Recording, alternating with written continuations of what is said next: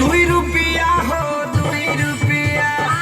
2 रुपया हो 2 रुपया चोली रंगाई दे हो 2 रुपया हो चोली रंगाई दे हो 2 रुपया हो साया रंगाई पौने 2 रुपया